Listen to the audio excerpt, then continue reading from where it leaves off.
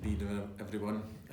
My name's Matt. I'm the Director of Operations at Community Pharmacy Scotland today, and I'm taking Harry's place tonight for this particular video address. I mean, I must admit it's been some week for us in the office, but I can not imagine actually what you guys are going through in the front line. We are continuing to see and hear stories pouring in about how you and your teams are delivering world-class care in extreme conditions. It is humbling to see this, and I'm personally overseeing CPS's efforts to do what we can to ease the burden from here alongside Harry and the rest of the team. I'll kick off tonight's update with a very practical and immediate ask. Our colleagues at the wholesalers have been in touch, and I appreciate that you may not be able to unpack orders. It's a very challenging time in pharmacies out there. The workload is tremendous. It's going through the roof. It's much busier than normal, but they are running so low on empty tote trays that it is putting the supply chain at risk. Their processes are mostly automated, which requires totes to be available. If you can tip out the contents into a holding area for the moment and allow these to be returned, even if it is just one, this will help keep things going.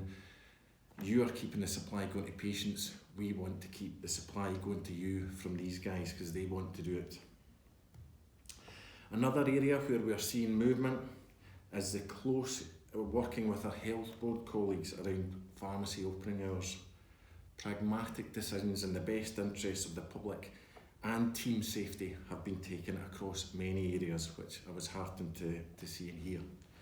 Indeed, many employers have also instigated safe steps for the public and their teams, so please be cognisant of your employer steps, which may be different innovations than the local health board in terms of opening hours, but ultimately deliver the same time and space required for you to recharge your batteries and deliver a continued outstanding service. We spoke yesterday about redeployment of NHS pharmacy staff to community pharmacy. The wheels have started to get into motion on this one, and again I'd like to thank our NHS colleagues on this front. National Education Scotland Pharmacy have also released a redeployment to community pharmacy practice resource on TURAS, which I would encourage you to direct anyone to who needs it. This is supported by a message from us letting people know what the main areas of focus are for you and your teams and what they will be likely asked to help with, so i.e. the core functions of the pharmacy, along with a message of thanks for their contribution from us. We have today written to the chief officers of all the health and social care partnerships who ultimately have responsibility for health services in their areas below, alongside health board colleagues, to make sure that they understand the key challenges that you are facing. And we have made some asks of them by way of support and consistency across the country. They will be discussing this on a call at 5 o'clock, and we will hopefully hear about any actions on the back of this. On an initial call, we also spoke with them about how possibly volunteers could be coordinated to help pharmacies out, which we will be turning our attention to over the next few days to help this happen in a safe and controlled way. The Chief Pharmaceutical Officer will also be writing to HSCPs and Directors of Pharmacy to make clear what needs to happen next. There are still some issues to work out on this front, including indemnity arrangements. We are following this closely and will let you know more as we work through this for both pharmacies and the redeployed staff. We did mention yesterday that PPE would be made available to you for deep cleaning of the pharmacy premises.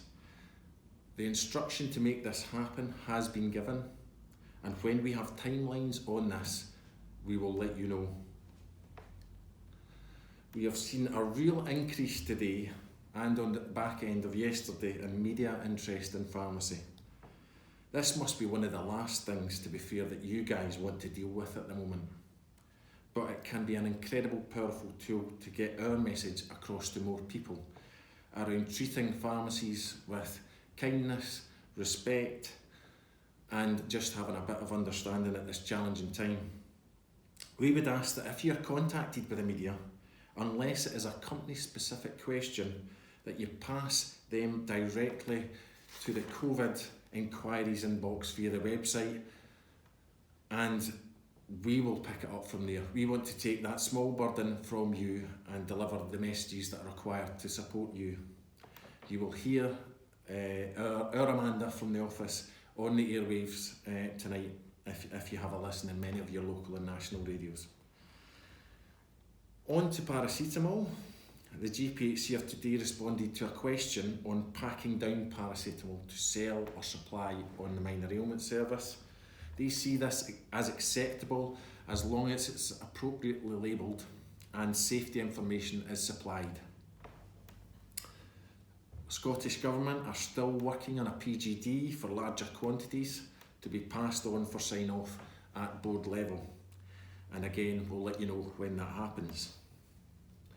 We spoke yesterday about the minor ailment service being open to all in the near future to give you an assessment and supply tool which can be applied consistently. We are now working closely with Scottish Government on making this happen, being cognisant of current workload, and updates will be provided as we progress. On the back of that, primary care hubs have been set up and are going to be put into action on Monday, where community pharmacy will be, the message will be given there.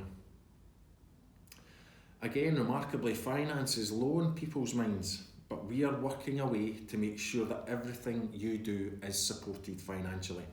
There is a recognition that additional financial support for the network is going to be needed, and we will continue to work with stakeholders to do what needs to be done to make this happen. Please keep the information coming in to the inquiries box so that we can identify the emerging priorities as we go along. This has been a huge help to us, and hopefully we have been able to maintain a service to get back to you as soon as we can. But as you can probably imagine, we are keeping a lot of wheels turning here as well, trying to keep things going for you. That is all from us here at CPS for this evening. Thanks again for everything that you're doing for the people of Scotland. Pharmacy really is stepping up to the front line here, and I know it has been recognised at the highest level after having spoken to the Cabinet Secretary yesterday.